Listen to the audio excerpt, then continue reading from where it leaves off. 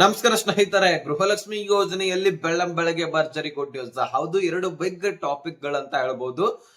ಈಗ ಸಂತೋಷ್ ಲಾಡ್ ಅವರು ಅಂದ್ರೆ ಕಟ್ಟಡ ಕಾರ್ಮಿಕ ಇಲಾಖೆಯ ಸಚಿವರಾದಂತಹ ಸಂತೋಷ್ ಲಾಡ್ ಅವರು ಯಾರ ಹತ್ರ ಕಟ್ಟಡ ಕಾರ್ಮಿಕ ಇಲಾಖೆಯ ಕಾರ್ಡ್ ಇದೆ ಅಂದ್ರೆ ಕಾರ್ಮಿಕ ಕಾರ್ಡ್ ಇದೆ, ಅವರಿಗೆ ಗೃಹಲಕ್ಷ್ಮಿ ಹಣ ಜಮಾ ಆಗೋದಿಲ್ಲ ಅಂತ ಒಂದು ಅಪ್ಡೇಟ್ ಅನ್ನ ಹೇಳಿಕೆಯನ್ನ ಕೊಟ್ಟಿದ್ರು. ಆದ್ರೆ ಅದ್ರ ಬಗ್ಗೆ ಸ್ಪಷ್ಟನೆಯನ್ನ ಸ್ವತಃ ಲಕ್ಷ್ಮಿ ಹೆಬ್ಬಾಳ್ಕರ್ ಅವರೇ ಕೊಟ್ಟಿದ್ದಾರೆ. ಹಾಗಾದ್ರೆ ಕಾರ್ಡ್ ಇದ್ರೆ ನಿಮಗೆ ಹಣ ಜಮಾ ಆಗೋದಿಲ್ವಾ ಅಂದ್ರೆ, ಒಂದು ಕಟ್ಟಡವನ್ನ ಮಾಡ್ತಾ ಇರ್ತಾರೆ ಅಂದ್ರೆ ಗೌಂಡಿತನ ಆಗಿರ್ಲಿ, ಅಲ್ಲಿ ಸೆಂಟ್ರಿಂಗ್ ಆಗಿರ್ಲಿ, ಅದೇ ರೀತಿಯಾಗಿ ಪ್ಲಂಬಿಂಗ್ ಆಗಿರ್ಲಿ, ಅದೇ ರೀತಿಯಾಗಿ ಗಿರ್ಲ್ ವರ್ಕ್ಸ್ ಆಗಿರ್ಲಿ, ಪೇಂಟಿಂಗ್ ಆಗಿರ್ಲಿ, ಈ ರೀತಿ ಅನೇಕ ಕೆಲಸಗಳು ಅಲ್ಲಿ ನಡೀತಾ ಇರತ್ತೆ. ಅವರೆಲ್ಲರೂ ಕೂಡ ಕಟ್ಟಡ ಕಾರ್ಮಿಕರು. ಅವರು ಬಡವರಾಗಿರ್ತಾರೆ. ಬಡವರಾಗಿರುವಂತಹ ಕಾರಣಕ್ಕಾಗಿ ಹೆಚ್ಚಿನ ಪ್ರಮಾಣದಲ್ಲಿ ಆ ಕೆಲಸವನ್ನ ಮಾಡ್ತಾ ಇರ್ತಾರೆ. ಅಂತಹ ಫಲಾನುಭವಿಗಳ ಹತ್ರ BPL ಅಥವಾ APL ಖಂಡಿತವಾಗ್ಲೂ ಇದೇ ಇರತ್ತೆ, ಹೌದಲ್ವಾ? ಅಂತಹ ಫಲಾನುಭವಿಗಳಿಗೆ ಗೃಹಲಕ್ಷ್ಮಿ ಹಣ ಜಮಾ ಆಗ್ಲೇಬೇಕು. ಯಾಕಂದ್ರೆ BPL EPL ಕಾರ್ಡ್ ಎಲಿಜಿಬಲ್ ಇದ್ದಿದ್ದೆ ಆದ್ರೆ ನಿಮಗೆ ಹಣ ಜಮಾ ಆಗತ್ತೆ ಅಂತ ಸ್ವತಃ ಸರ್ಕಾರವೇ ಹೇಳಿದೆ. ಹಾಗಾಗಿ ಅದ್ರ ಬಗ್ಗೆ ಏನ್ ಸ್ಪಷ್ಟನೆಯನ್ನ ಲಕ್ಷ್ಮಿ ಹೆಬ್ಬಾಳ್ಕರ್ ಅವರು ಕೊಟ್ಟಿದ್ರು. ಇನ್ಮೇಲಿಂದ ಲೇಬರ್ ಕಾರ್ಡ್ ಇದ್ದಂತವರಿಗೆ ಗೃಹಲಕ್ಷ್ಮಿ ಹಣ ಜಮಾ ಆಗೋದಿಲ್ವಾ? ಈ ಡೌಟ್ಸ್ ಗಳು ಉಂಟಾಗಿರ್ಬೋದು. ಹಾಗಾದ್ರೆ ಅದ್ರ ಬಗ್ಗೆ ಕ್ಲಿಯರಿಟಿ ಲಕ್ಷ್ಮಿ ಹೆಬ್ಬಾಳ್ಕರ್ ಅವರು ಏನ್ ಕೊಟ್ಟಿದ್ದಾರೆ ಅದ್ರ ಬಗ್ಗೆನೂ ಕೂಡ ನಾನು ನಿಮಗೆ ತಿಳಿಸ್ತಾ ಹೋಗ್ತೇನೆ. ಅದೇ ರೀತಿಯಾಗಿ 21ನೇ ಕಂತು 22ನೇ ಕಂತಿನ ಹಣದ ಬಗ್ಗೆ ಇಲ್ಲಿ ಲಕ್ಷ್ಮಿ ಹೆಬ್ಬಾಳ್ಕರ್ ಅವರು ಮಾಹಿತಿಯನ್ನ ಕೊಟ್ಟಿದ್ದಾರೆ. ಅದರ ಬಗ್ಗೆನೂ ಕೂಡ ಈ ಒಂದು ವಿಡಿಯೋದಲ್ಲಿ ಚರ್ಚೆ ಮಾಡ್ತಾ ಹೋಗೋಣ. ಆ ತಾಂತ್ರಿಕ ದೋಷ ಆಗಿದೆ ಅದು ಇದು ಅಂತಾನು ಕೂಡ ಹೇಳಿಕೆಗಳು ಕಂಡು ಬರ್ತಾ ಇದ್ವು. ಅದ್ರ ಬಗ್ಗೆನೂ ಕೂಡ ಮಾಹಿತಿಯನ್ನ ಕೊಟ್ಟಿದ್ದಾರೆ. ಎಲ್ಲ ವಿಷಯವನ್ನ ಈ ಒಂದು ವಿಡಿಯೋದಲ್ಲಿ ಬಹಳ ಇಂಪಾರ್ಟೆಂಟ್ ಮಾಹಿತಿ, ಕೊನೆವರೆಗೂ ವಾಚ್ ಮಾಡಿ. ಎಲ್ಲ ಕೂಡ ನಾವು ಕ್ಲಿಯರ್ ಆಗಿ ತಿಳಿಸ್ತಾ ಹೋಗ್ತೀನಿ, ಆದಷ್ಟು ನೋಡ್ತಾ ಹೋಗಿ. ಚಾನಲ್ಗೆ ಸಬ್ಸ್ಕ್ರೈಬ್ ಮಾಡಿಲ್ಲ ಅಂದ್ರೆ ಸಬ್ಸ್ಕ್ರೈಬ್ ಮಾಡ್ಕೊಂಡು ನೋಟಿಫಿಕೇಶನ್ ಆಲ್ ಅಂತ ಸೆಟ್ ಮಾಡಿ. ಈಗ ನಾವು ನೇರವಾಗಿ ಟಾಪಿಕ್ ಗೆ ಬರೋಣ. ವೀಕ್ಷಕರೇ, ಈ ಒಂದು ಗೃಹಲಕ್ಷ್ಮಿ ಯೋಜನೆಯಲ್ಲಿ ನೀವು 21ನೇ ಕಂತಿನ ಹಣವನ್ನ ಸದ್ಯಕ್ಕೆ ಪಡಿಬೇಕಾಗಿದೆ. ಈಗ ಜೂನ್ ನಲ್ಲಿ ಬರೀ 20ನೇ ಕಂತಿನ ಹಣ ಪಡೆದ್ರಿ, ಅಲ್ಲಿ 21ನೇ ಕಂತು 22ನೇ ಕಂತಿನ ಹಣ ಕೂಡ ಜಮಾ ಆಗ್ಬೇಕಾಗಿತ್ತು.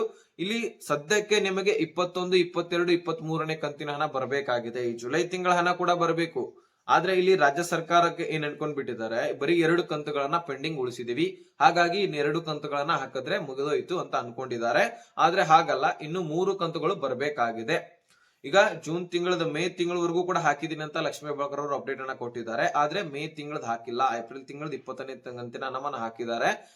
ಮೇ ಮತ್ತು ಅದೇ ರೀತಿಯಾಗಿ ಜೂನ್ ಮತ್ತು ಜುಲೈ ತಿಂಗಳ ಹಣ ಕೂಡ ಬರಬೇಕು. ಯಾಕಂದ್ರೆ ಈ 2 ಕಂತುಗಳನ್ನ ಹಾಕೋದ್ರಲ್ಲಿ ಜುಲೈ ತಿಂಗಳ ಎಂಡ್ ಆಗಿರತ್ತೆ. ಹಾಗಾಗಿ ಈ ತಿಂಗಳ ಹಣ ಕೂಡ ಟೋಟಲಿ 3 ತಿಂಗಳ ಹಣ 6,000 ಹಣ ಬರಬೇಕಾಗಿರತಕ್ಕಂಥದ್ದು. ಈ 6,000 ಹಣದ ಬಗ್ಗೆ ಮಾತುಕತೆ ಮಾಡಿದ್ದಾರೆ. ಯಾವುದೇ ರೀತಿಯಾದಂತಹ ತಾಂತ್ರಿಕ ದೋಷ ಇಲ್ಲವಂತೆ. ಹೌದು, ಸುಮಾರು 5,000 ಕೋಟಿ ಹಣವನ್ನ ಹಣಕಾಸು ಇಲಾಖೆಯಿಂದ ಮಹಿಳಾ ಮತ್ತು ಮಕ್ಕಳ ಕಲ್ಯಾಣ ಇಲಾಖೆಗೆ ರಿಲೀಸ್ ಮಾಡ್ಕೊಂಡಾಗಿದೆ. ಅಲ್ಲಿ ಯಾವುದೇ ರೀತಿ ತಾಂತ್ರಿಕ ದೋಷ ಇಲ್ಲ. ಈಗಾಗಲೇ ಬೆಂಗಳೂರು ಸಮೀಪ ಇರತಕ್ಕಂತಹ 35 ಗ್ರಾಮ ಪಂಚಾಯಿತಿಗಳಿಗೆ, ತಾಲೂಕು ಗ್ರಾಮ ಪಂಚಾಯಿತಿಗಳಿಗೆ ಹಣ ಹೋಗಿದೆ ಅಂತೆ.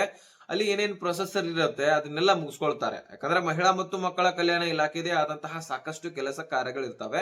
ಎಲ್ಲವನ್ನ ಬಿಟ್ಟು ಇದಷ್ಟೇ ಮಾಡ್ಲಿಕ್ಕೆ ಆಗೋದಿಲ್ಲ, ಅವುಗಳನ್ನು ಕೂಡ ಗಮನ ಹರಿಸಬೇಕಾಗತ್ತೆ. ಹಾಗಾಗಿ ಇದನ್ನ ಗ್ರಾಮ ಪಂಚಾಯತಿಗೆ ಕೆಲಸವನ್ನ ವಹಿಸಿರ್ತಕ್ಕಂಥದ್ದು. ಅಲ್ಲಿ ಕೂಡ ಏನೇನ್ ಪ್ರೊಸೆಸರ್ ಇದೆ ಅದನ್ನು ಮುಗಿಸ್ಕೊಂಡು ಮತ್ತೆ ಮಹಿಳಾ ಮತ್ತು ಮಕ್ಕಳ ಕಲ್ಯಾಣ ಇಲಾಖೆಗೆ ದುಡ್ಡು ಬಂದು ಇನ್ನು DBT ಟ್ರೆಸರಿ ಮುಖಾಂತರ ನಿಮ್ಮ ಖಾತೆಗಳಿಗೆ ಹಣ ಜಮಾ ಆಗತ್ತಂತ ಹೇಳಿದ್ದಾರೆ.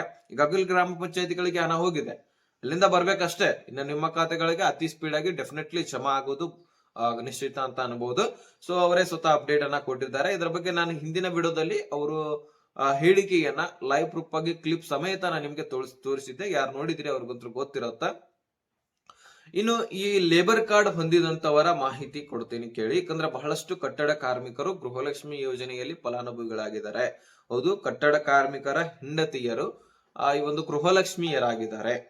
ಈ ಕಡೆ ಕಟ್ಟಡ ಕಾರ್ಮಿಕರು ಕೆಲಸಕ್ಕೆ ಹೋಗಿದ್ದಾದ್ರೆ, ಆ ಕಡೆ ಗೃಹಲಕ್ಷ್ಮಿ ಯೋಜನೆಯಲ್ಲಿ ಎಲಿಜಿಬಲ್ ಇದ್ದು ಆ ಒಂದು ಹಣವನ್ನ ಅವರ ಹೆಂಡತಿಯರು ಪಡ್ಕೊಳ್ತಾ ಇದ್ದಾರೆ. ಹಾಗಾಗಿ ಲೇಬರ್ ಕಾರ್ಡ್ ಇವ್ರ ಹತ್ರ ಇದ್ದಿದ್ದೆ ಆದ್ರೆ ಅಲ್ಲಿ ಗೃಹಲಕ್ಷ್ಮಿ ಹಣವನ್ನ ಸಿಗದೇ ಇರೋಕೆ ಇದು BPL ಕಾರ್ಡ್ ಅಥವಾ APL ಕಾರ್ಡ್ ಅಥವಾ ಇವು ಅಂತ್ಯೋದಯ ಕಾರ್ಡ್ ಅಲ್ಲ, ಇದು BPL ಮತ್ತು APL ಕಾರ್ಡ್ ಆಗಿರುತ್ತೆ. ಹಾಗಾಗಿ BPL ಮತ್ತು APL ಕಾರ್ಡ್ ಇದ್ದಿದ್ದೆ ಆದ್ರೆ ನಿಮಗೆ ಹಣ ಜಮಾ ಆಗೇ ಆಗತ್ತೆ ಅಂತ ಸ್ವತಃ ಲಕ್ಷ್ಮಿ ಹೆಬ್ಬಾಳ್ಕರ್ ಅವರು ಹೇಳಿದ್ದಾರೆ. ನಾನು ಸಂತೋಷ್ ಲಾಡ್ ಅವ್ರ ಹತ್ರ ಮಾತಾಡ್ತೀನಿ.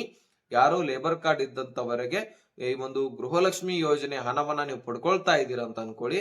ನೀವು ಪಡ್ಕೊಳ್ತೀರಾ, ಡೆಫಿನೆಟ್ಲಿ ಪಡ್ಕೊಳ್ತೀರಾ, ಅದರಲ್ಲಿ ಏನು ಸಂಶಯವಿಲ್ಲ. ಈಗ ಯಾರು ಲೇಬರ್ ಕಾರ್ಡ್ ಹೊಂದಿದ್ದೀರಿ ಅವ್ರ ಹತ್ರ ಒಂದು ಅಂತ್ಯೋದಯ ರೇಷನ್ ಕಾರ್ಡ್ ಇದೆ ಅಥವಾ BPL ಅಥವಾ APL ಇರ್ಲಿಲ್ಲಪ್ಪ ಅಂದ್ರೆ ನಿಮಗೆ ಜಮಾ ಆಗೋದಿಲ್ಲ. ಲೇಬರ್ ಕಾರ್ಡ್ ಒಂದು ವೇಳೆ ಇದ್ದಿದ್ದು ನಿಮಗೆ ಹತ್ರ BPL APL ಇದ್ದಿದ್ದೆ ಆದ್ರೆ ಯಾವುದೇ ತೊಂದರೆ ಇಲ್ಲ, ನಿಮಗೆ ಜಮಾ ಆಗಿ ಆಗತ್ತೆ ಅಂತಕ್ಕಂತಹ ಸ್ಪಷ್ಟನೆಯನ್ನ ಇಲ್ಲಿ ಲಕ್ಷ್ಮೀ ಹೆಬ್ಬಾಳ್ಕರ್ ಅವರು ಕೊಟ್ಟಿದ್ದಾರೆ. ಒಟ್ಟಾರೆಯಾಗಿ BPL APL ಗೆ ನೀವು ಎಲಿಜಿಬಲ್ ಇದ್ದಿದ್ದೆ ಆದ್ರೆ, ನೀವು ಎಂತವರೇ ಇರಿ, ಎಲಿಜಿಬಲ್ ಇದ್ದಿದ್ದೆ ಆದ್ರೆ ನಿಮಗೆ ಜಮಾ ಆಗತ್ತೆ ಅಂತ ಅಪ್ಡೇಟ್ ಅನ್ನ ಕೊಟ್ಟಿದ್ರು. ಸೊ ಅದನ್ನ ನಾನು ಕೂಡ ಈಗಾಗಲೇ ತಿಳಿಸಿದ್ದೀನಿ, ಒಂದು ಕ್ಲಿಪ್ ಸಮೇತ ಕೊಟ್ಟಿದ್ದೀನಿ ಮಾಹಿತಿಯನ್ನ. ಈಗ ಬಹಳಷ್ಟು ಜನ ಕನ್ಫ್ಯೂಸ್ ಆಗ್ಬೇಡಿ. ಸೊ ನಿಮ್ಗೆ ಲೇಬರ್ ಕಾರ್ಡ್ ಇದ್ದಿದ್ದೆ ಆದ್ರೆ ಜಮಾ ಆಗೇ ಆಗತ್ತೆ, ಮತ್ತೆ ಲೇಬರ್ ಕಾರ್ಡ್ ಅನ್ನ ಹರಿದು ಹೋಗುದಿರಾ ಮತ್ತೆ ಆ ರೀತಿ ಮಾಡ್ಲಿಕ್ಕೆ ಹೋಗ್ಬೇಡಿ. ಅದರಿಂದನೂ ಕೂಡ ಸಾಕಷ್ಟು ಯೂಸ್ ಇದೆ. ಅದಕ್ಕೆ ಸಬ್ಸ್ಕ್ರೈಬ್ ಮಾಡಿ ಇಟ್ಕೊಂಡ್ಬಿಡಿ. ಅದ್ರ ಬಗ್ಗೆನೂ ಕೂಡ ನಿಮಗೆ ಮಾಹಿತಿ ಬೇಕಾಗಿದ್ರೆ ಕಮೆಂಟ್ ಮಾಡಿ ತಿಳಿಸಿ.